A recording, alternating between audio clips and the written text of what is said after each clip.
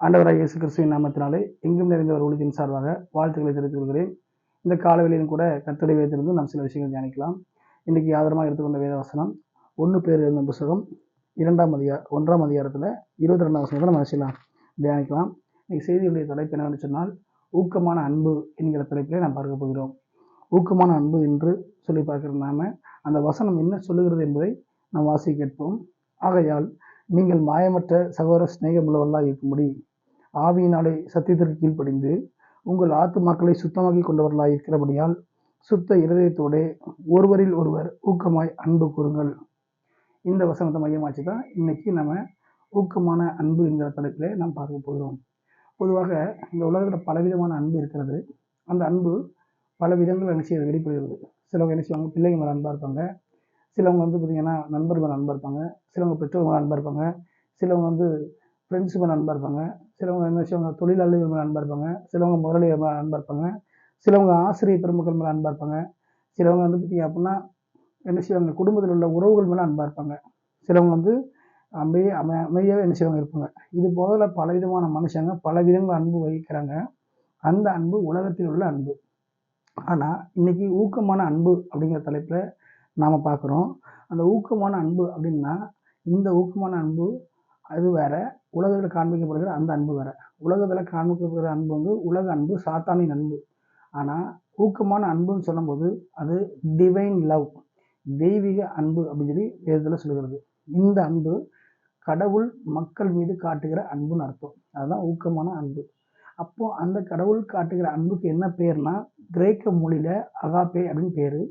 இந்த உலகத்தில் இருக்கிற அன்புக்கு என்ன பேர்னா ஃபீலியோ ரேசியோ அப்படின்னு 2 வகையான அன்பு.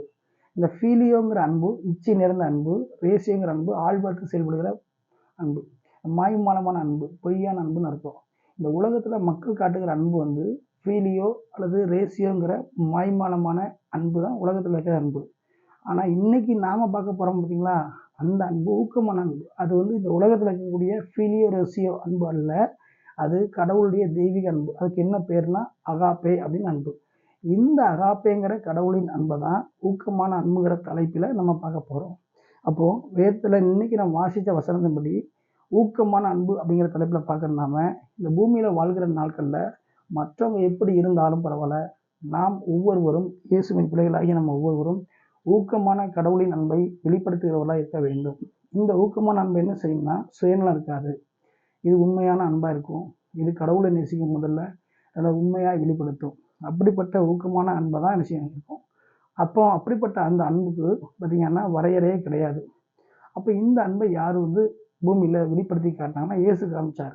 அவர் இந்த பூமியில் கடவுளாக இருந்தவர் மனிதனாக பிறந்த போது கூட தொடக்கத்தில் சீஷர்கள்ட்ட எப்படி அன்பு வைத்தாரோ அதை கடைசி வரைக்கும் வச்சார். இடையில விட்டுட்டு ஓடலை, இடையில அத்துட்டு ஓடலை, தேவை பண்ண முடிஞ்சோன்னா அப்படி முடிஞ்சோன்னா ஓடலை. அவர் என்ன செய்யார், கடைசி வரைக்கும் அந்த அன்பை வெளிப்படுத்தினார். அப்படிப்பட்ட தெய்வமாக அவர் இருந்தவர்னாக. அப்போது அதே மாதிரி நாம் என்ன செய்யணும், உண்மையான அன்பை, ஊக்கமான அன்பை, கடவுளின் அன்பை காட்டணும்.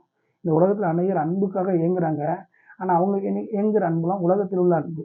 ஆனால் நம்ம சொல்கிற அன்பு கடவுளின் ஆவிக்குரிய அன்பு. அப்போது இந்த செய்தியை கேட்டுக்கொண்டிருக்கிற இதை பார்த்து கொண்டிருக்கிற ஒவ்வொருவரும் கடவுளின் ஊக்கமான அன்பை நம்ம வெளிப்படுத்துகிறவர்களாக, இயேசுவை முன்னிலைப்படுத்துகிறவராக, எடுத்துக்காட்டாக செயல்படுகிறவர் நம்ம செய்யணும், காட்டுகிறவர்கள் இருக்க வேண்டும். அப்போது நாம் அதை செய்யும் பொழுது அந்த ஊக்கமான அன்பு நம்மை கடவுளுக்கு நிறைய வழி நடத்தும், நல்வழிக்கு நிறைய நல்வழிப்படுத்தும், பரலோக நிறைய வழி நடத்தும். இந்த உலக அன்பு என்ன செய்யும்னா அது பிரச்சனைகளை கொண்டு போயிடும். ஆனால் கடவுளின் அன்பு அவருக்கு நிறைய நடத்தும், சுத்தமான தூய்மையான பாதையில் நடத்தும்.